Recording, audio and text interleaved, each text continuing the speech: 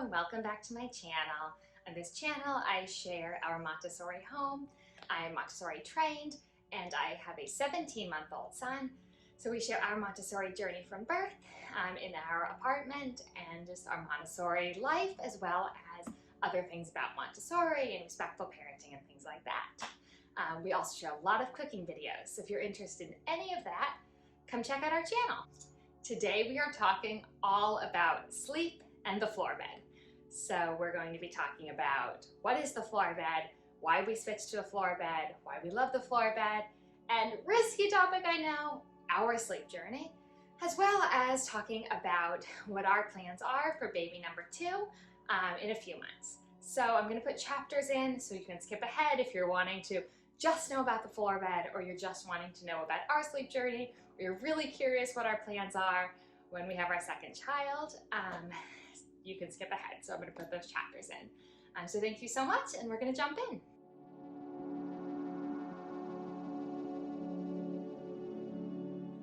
So what is the Montessori floor bed? Montessori floor bed is simply a bed on the floor for a young child. So Dr. Montessori talked a lot about this idea that maybe we were kind of pushing kids to sleep more than was necessary, and that we were sort of deciding that they needed to sleep when maybe they didn't. So the floor bed was something she spoke about as an alternative to a crib, because it gave children freedom to get up when they wanted instead of being in the crib. There are some quotes from her on there and that I'll put up, some quotes to share in just a moment.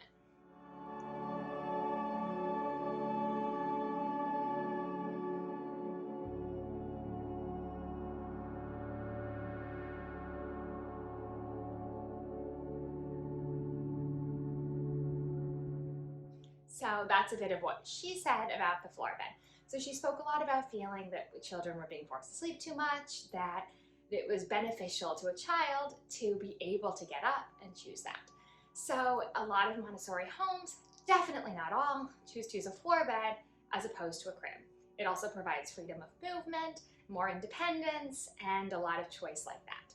So we actually initially did not start with a floor bed, which I'm going to talk all about in our sleep journey section, but we absolutely love it. So I've heard from some people, floor beds aren't, Montessori thing, they're just a thing. That's true. They're a thing in plenty of places in the world, especially, co-sleep and floor beds, but also floor beds in general. That said, as I mentioned, Dr. Montessori did speak about floor beds, and in the culture she was in, cribs were the more common way of doing infant sleep, as they are in the US now. So, and in many countries now as well. So floor beds have become a Montessori thing. They're not an exclusively Montessori thing, but they have become a Montessori thing. So that's a bit about floor beds and Montessori. So now I'm going to get into some of the practicals of floor beds and some of the what is a floor bed, what can it be, what can it look like, and some of the safety concerns, safety considerations inherent with a floor bed.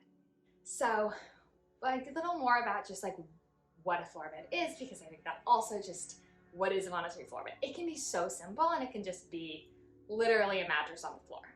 A lot of people choose to have something below, some sort of slats or something, because mattresses on a floor can mold, it usually voids your warranty and things like that. In a more humid climate, that's especially important. In drier climates, it's less crucial, but still a good idea to have some sort of slats or something below the mattress. Then in terms of what is around the mattress. So some people choose to have literally just a mattress on the floor. That's perfectly fine. There are some safety concerns to keep in mind with that though. So one is that for young children, a mattress against a wall poses a risk of suffocation and wedging. So we do not have space to have our mattress out. So because of that, we have bars on the mattress against the wall. So this takes care of that risk. This is something I discussed with a public health professional to make sure we are making safe choices on how to do our floor bed when we really can't have our mattress in the center of the room.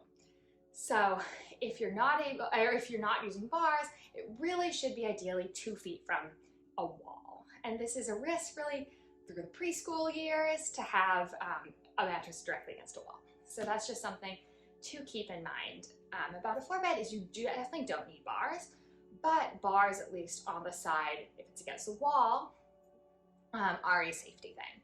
And some floor beds are also built to allow that to be directly against the wall, so they might have a high side or something like that. So always look into that, look into if there's an option that's made to be directly against the wall.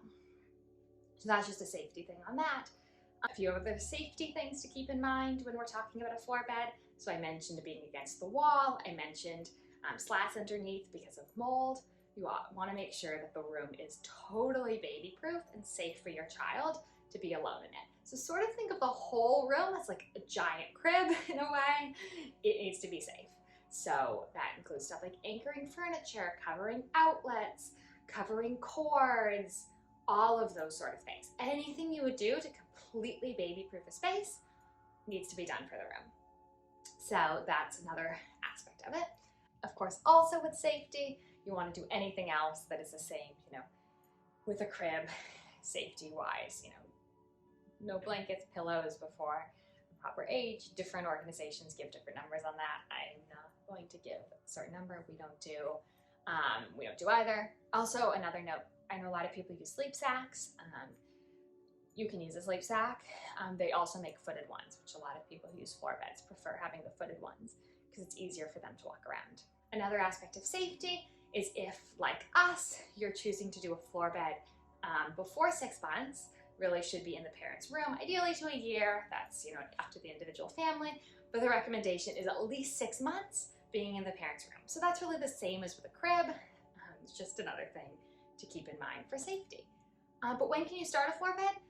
If you take all these precautions, a floor bed can be started from birth. A lot of families start it from birth. Many start it for naps from birth and use like a small Moses basket or bassinet in their room for nights. And that's because, again, the child, you want them in your room for the first 6 months at least. And it's going to be hard to necessarily put a floor bed, especially when you do want the room fully baby-proofed. It's obviously a little less necessary before they're crawling, but who knows when a baby's going to start crawling? It could be it could be before 6 months even. It could be any time. But since you're wanting a baby in your room, sometimes people use a smaller bassinet first, and then we'll switch to the floor bed at 6 months or later if there's really, no rush. Some do floor beds mixed with co-sleeping, floor beds mixed with bassinet, floor bed mixed with whatever else that works to have part of it for naps, part of it for night, or however works for your family. I mentioned we have a shorter mattress, so that's something that was really important to me because sometimes they do roll out, and that's something I get asked a lot. Does your child roll out? How does you handle that? Etc. So when we first got the crib floor bed, again, it was a crib mattress, very, very short, and we have a foam like play mat pad underneath. So when we first got the crib floor bed, we had the side open, and he was rolling out. This happened several nights, and then we ended up putting the toddler rails on, again, just for the integrity of keeping the structure, and he stopped rolling out. So that was obviously a large contributing factor about that was the fact that there were rails, and he still, again, could get in and out, but it kept him from rolling. So then at 14 months, we switched to the big bed, and the big bed has no rails in front. He has not rolled out yet. It could happen, but in general, children learn sort of the limits of where the bed ends pretty quickly for most. So there likely will be some rolling out at the beginning, and this is a reason to have a floor bed rather than a taller bed. It's also a reason I prefer to have a shorter mattress. So as I mentioned, ours is a children's mattress. It's also, firmer for developing bodies and all of those things, but it's shorter, which I like. The crib mattress was even shorter than that. So that's another thing just to keep in mind. Rolling out, yes, it happens, but if it's a shorter mattress, and it should be safe for them to be able to roll out. And you help them back up, whatever. Some children don't mind sleeping on the floor, so it really depends on the child on that. But for us, he would wake up and we would help him back in. But this only happened really a few times when we had the original crib one. In general, the floor bed doesn't have to be anything particular. It definitely doesn't need to be house-shaped or teepee-shaped, both things that we see a lot on Montessori Instagram. Montessori YouTube, all those places, definitely not necessary. So what we actually used for our floor bed is we used a bunk bed that had a floor bed on the bottom. So some bunk beds are like that. We know that we're going to have multiple children sharing a room. So we need to have bunk beds in our future. And so for us, it made sense, instead of investing in a separate floor bed, once he graduated from the crib floor bed, which I will talk about, to just have a bunk bed one. And what we did is we used the bottom one. It was directly on the floor. It has slats underneath for that airing and everything. But then we used bars from an upper bunk. So we had the upper bunk had bars against the wall. Unfortunately, the bottom bunk didn't. I really tried to find one that had bars against a wall for the bottom bunk because it would have been easier. It doesn't really exist. It's very frustrating because it is a safety concern and a lot of people don't really realize that. So we used the bars from the upper bunk that were against the wall. We did not use any front bars. We just have the front open, and we have a short mattress. So we have a children's mattress. So it's shorter than a regular mattress. It's perfect for bunk beds and also for floor beds, so that there's less of a fall if they fall. A lot of people choose specific Montessori floor beds, which are also great options. There are a few that I will link down into the description that are great options if you're looking to buy a ready-made floor bed, including at least one of the ones I'm going to link is totally safe to be against the wall if you buy one of the attachments. So that's just something to keep in mind. You can just buy that. And again, or you can just put a mattress on the floor, get slats underneath, whatever like that. So the next consideration with the floor bed is size. So we started the floor bed at 5 months. At 5 months, he was still in a crib mattress, and I felt way safer keeping him in a crib mattress. It's firm enough until he was over a year. So we started with the crib mattress, and what we did is we transformed our crib into using the toddler bed rails in the front. That was to keep the integrity of the crib so it stayed together, as opposed to we actually first started with the front open, and it was kind of floppy, I guess. So we put those rails on. He was still able to get in and out, and we kept the crib mattress in there. At about 14 months, we switched him to a bigger full-size bed. The original one was a crib mattress, and it was our crib without the feet on, which different people do. I've seen a lot of different transformations like that. There also are a few cribs that you could actually unscrew the legs and put directly on the floor, which is a really cool thing as well. Another question I get asked a lot is, what if they want to get up and play?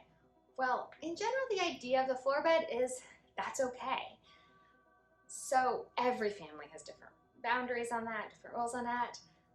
For us, he could get up and play if he wanted. He doesn't, ever. He calls for us. If he wants us at night, we come to him. But sometimes after nap time, he'll get up. And it's wonderful. It's one of the best things about the floor bed is that he wakes up from his nap and can start playing instead of necessarily immediately calling for us.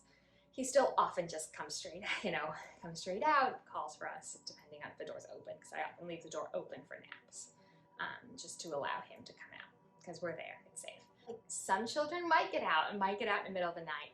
For most families I've spoken with who have a floor bed, this is not something that continually happens. This is something that happens for a couple nights, and then the child sort of loses interest in getting up, and they regulate their own sort of sleepiness in that way, because there's not being forced to be in a bed, forced to go to sleep, and they're able to sort of realize that they want to sleep in that way. So for the most part, I haven't heard anyone having troubles with that.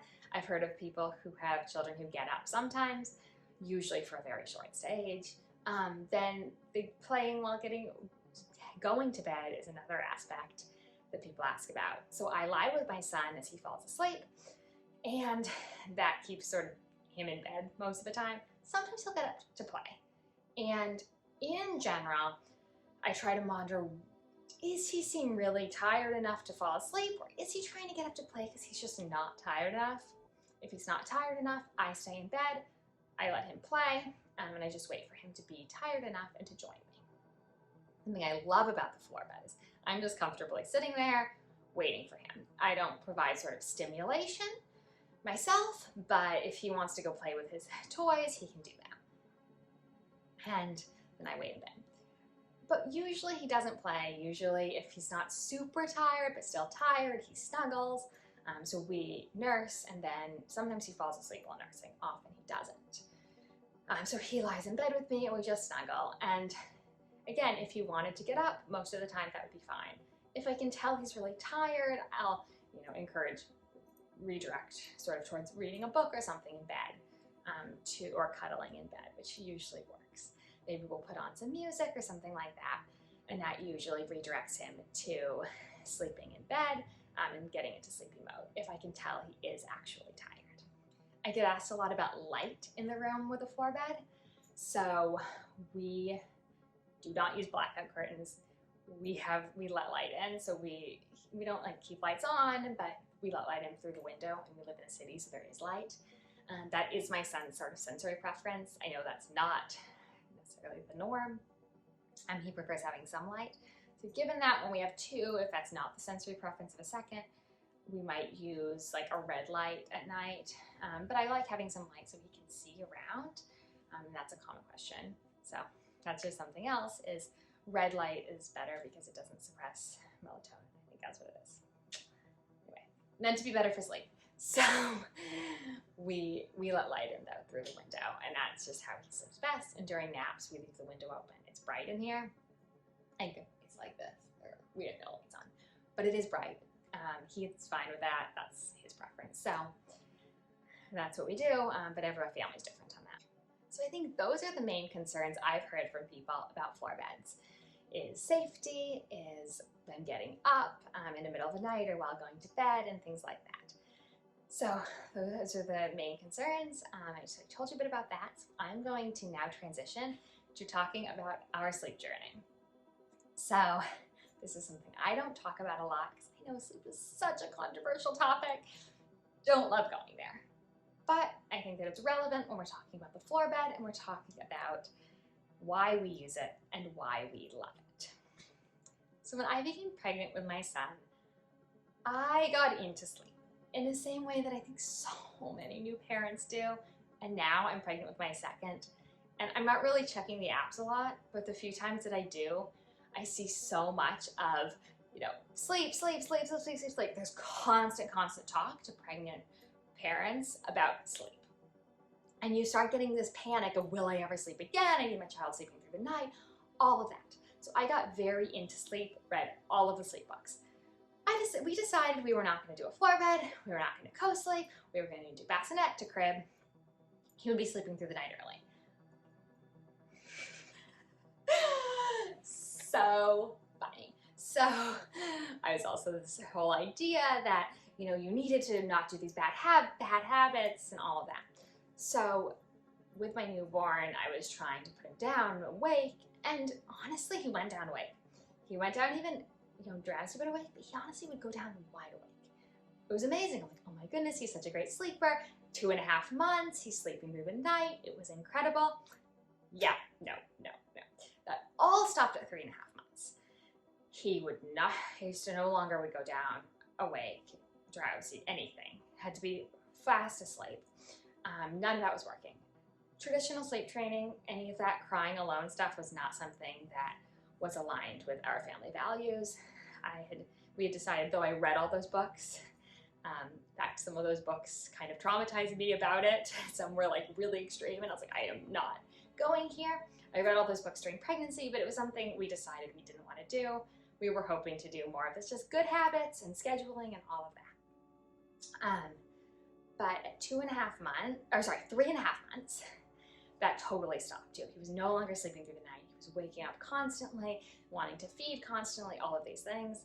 4 months sleep regression, so normal. I learned months later that the best sleep of many babies' first few years is at 2 months. So that was something, or 2 to 3 months, which is something that was, I think, 3. So for us it was 2.5 to 3.5. I think it's often around 3 months is the best sleep in the first couple years. So that was something that shocked me, that I had no idea. So at this point, I had been really, as I mentioned, I've been really adamant we would never co-sleep. I've been really adamant putting him down and all of that. So this became completely untenable by 4 months. It was dangerous because I would be nursing him and I'd be falling asleep on a recliner or a rocker, like falling asleep and fighting to stay awake.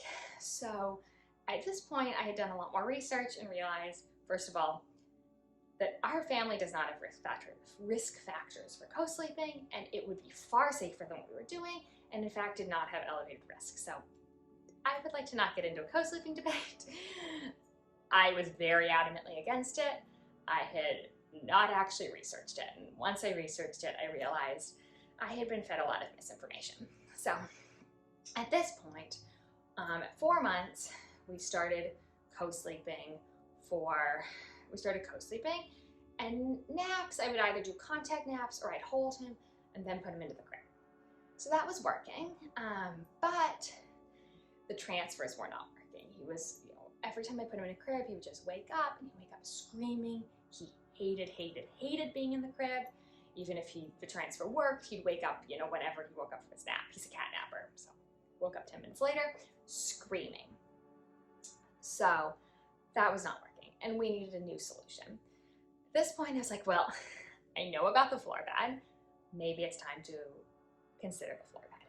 So at 5 months, we took our crib apart, plopped the mattress on the floor, used the crib structure so that the mattress was on the floor, made a floor bed. And this completely changed everything for us. So we were still co-sleeping at night, but the first part of the night, at this point, he was kind of waking up and more aware. Like, we'd want to watch TV in the evening, and he'd be aware now, whereas when he was 4 months, he was still like, would just sleep through it, wouldn't notice, but now he was like looking at the TV, and I didn't want him looking at screens. So we started doing the floor bed for the first part of the night until he'd wake up. We would be going to sleep, and we would do it for naps. And this was absolutely life-changing, because instead of holding him until he fell asleep, I could side nurse, cuddle, whatever. So he would generally fall asleep while side nursing. It was so easy that I would just roll away. Absolutely changed things. As I mentioned in an earlier part of this video, we had a crib size mattress at the time, so it was tight. Definitely was not like somewhere I wanted to sleep, but it was so much easier and so much better than having to transfer him. So I became a big believer in the floor bed at this point. He would also wake up and he wouldn't be so upset. Like, he wasn't waking up screaming immediately anymore. He was waking up happier, and it was just so life-changing for our family having this bed. So then it wasn't until he was 10 months old, though, so he was crawling. He was army crawling by 7 months. It wasn't until he was 10 months, though, that he first actually left the floor bed when he woke up from his nap and came and found us. And I still think about that day. It was just the sweetest thing. That suddenly, like, the door was partially open, and I could hear it like opening and him coming out smiling. He'd actually been playing. I knew he was up because he'd been playing in his room for a few minutes, and it was just such a special moment. So I have been such a huge fan of the floor bed because of that. And at 14 months, we switched to the bigger twin-size floor bed. So that was for a few reasons. Again, it's not super comfortable being in the tiny crib one with him. But another one is I was pregnant at this point, and I was still nursing through the night, and we were nursing quite frequently.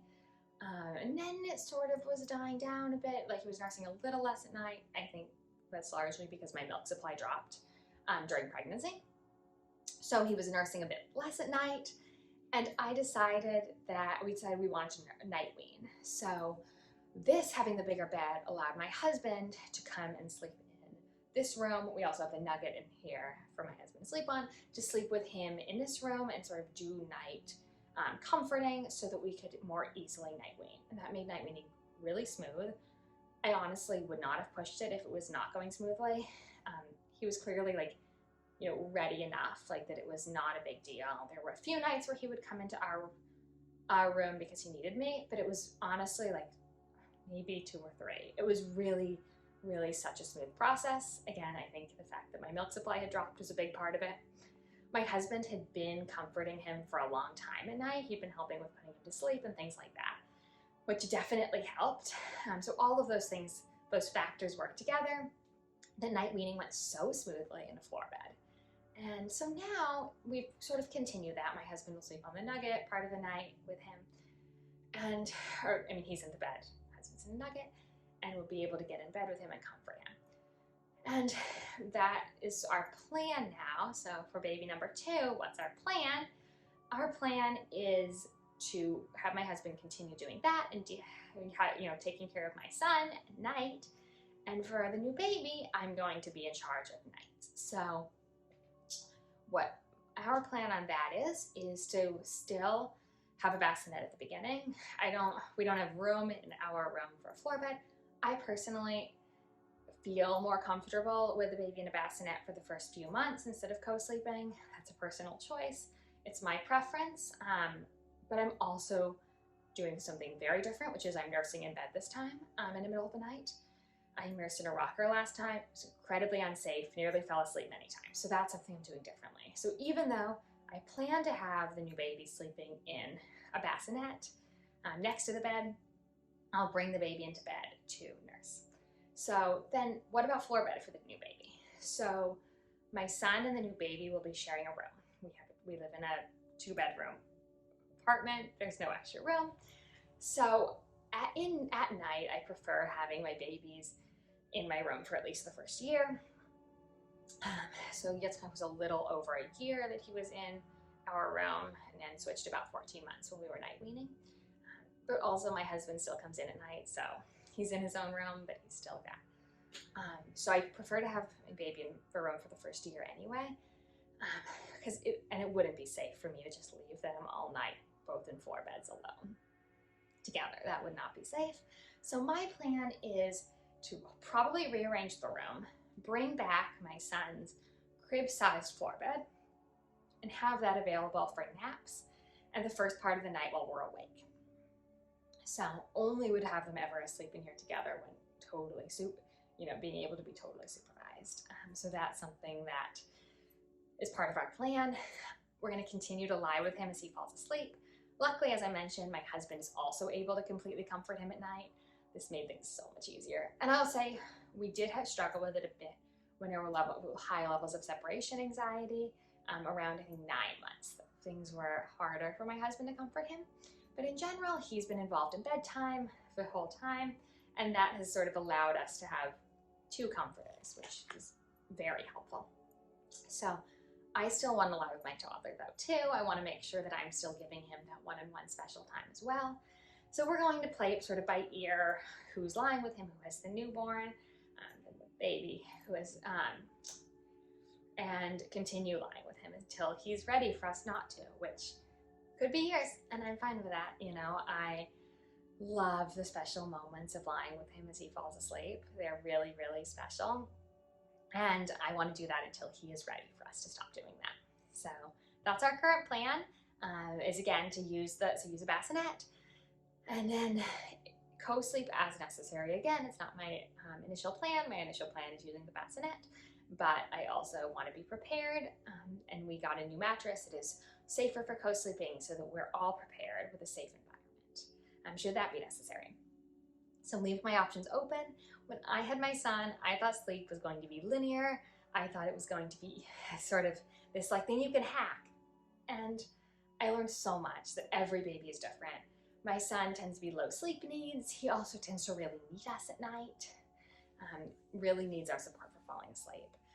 Even sleep training was not something we were interested in. Even if it was, I do not believe he would have been able to do it. I don't think it doesn't work for every kid. I don't think it would have worked for our son. He's very much 0 to 100. He'd be one of these kids who would be really, really not fitting with his temperament. So I'm going to continue to lie with him, continue to support him to sleep.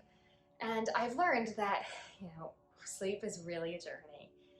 And we plan to use floor bed again because it has let us support him to sleep better, and we've plan to support the new one to sleep as much as we need. So that's our plan for baby number 2. So I wanted to just chat about a few reasons we really love the floor bed. So reason number 1 is My son likes it. He's happy. Oh, I mentioned that he used to cry in a crib like immediately and be miserable. He loves his floor bed. And the new bigger floor bed, he loves even more. It's so sweet. When it showed up, he's like jumping on it, and he's truly just so happy with it. So that is reason number one, we love it. Reason number two is it makes comforting him and helping him to sleep so much easier. Instead of having to like lift down and transfer into a crib, I'm able to just lie there, way better for my back. I can't imagine doing the crib transfer right now pregnant. Like, that would be incredibly painful. My back is already killing me. So just being able to lie with him, that night weaning made things so much easier, having my husband able to lie with him while he slept, instead of having to comfort him through the crib or having to sort of figure out some other way of transferring, because he was, you know, used to be having that support to sleep and support in the middle of the night. My husband was able to offer that, and that just made things so much easier while we were night weaning. I love that he can get up and play when he's done with a nap, instead of just calling out. He doesn't do it every time. Plenty of times he just like comes straight to us, but sometimes he comes and plays and gives me a few minutes, and I really like that. But it gives him that option. I like that we're never going to have to do a transition again. You know, we're not going to be dealing with a sort of spur of the moment transition because our child jumped out of the crib. And that's something I think about a lot, that, you know, most people switch from a crib when their child jumps out of it. And we're not going to have to deal with that, because once they jump out, it's really a safety concern. And we already, you know, have made the transition. And that's something I'm really happy about, that we're not making a transition at 2, at 3, when they tend to have, you know, stronger opinions. We already have sort of this basis of having the floor bed set, which is something in the Montessori toddler, the authors talk about. You know, that floor beds could be a great option to choose, you know, before a year or like at a year. You know, instead of waiting longer when you're sort of having more of a will about these things. So that's something we love about it. It's been something that has been fantastic for our family. I acknowledge it's not for everyone. It doesn't work for every family for a variety of reasons. I understand that. And I don't think there's a one-size-fits-all on any of this. So, you know, always do what's best for your family when it comes to sleep, when it comes to night weaning, when it comes to, you know, how you're getting your child to sleep, where they're sleeping, all of those things, as long as, you know, you're following certain safety things. And I mentioned some of the safety things for the floor bed. As long as you're doing those things, you know, do what works for your family. So for us, the floor bed's the best option. It might not be for your family. That's fine. There's no Montessori police. But this is something that has been really life-changing in our sleep journey. So thank you for joining and hearing all about sleep. Such a scary topic for me to talk about. All about sleep, all about our night weaning, all about our new baby plans, and all about the floor bed, which is my favorite thing. I love the floor bed. So thank you so much for joining. If you're interested in more about Montessori, subscribe to my channel, and I share about Montessori, Montessori theory, Montessori in practice in our home, Montessori from birth with my son, and now we have another baby on the way. So subscribe for all of that, and if you liked this video, hit the like button. And if you have any questions, leave them below in the comment section, and I'm happy to answer them. Thank you. Have a good one.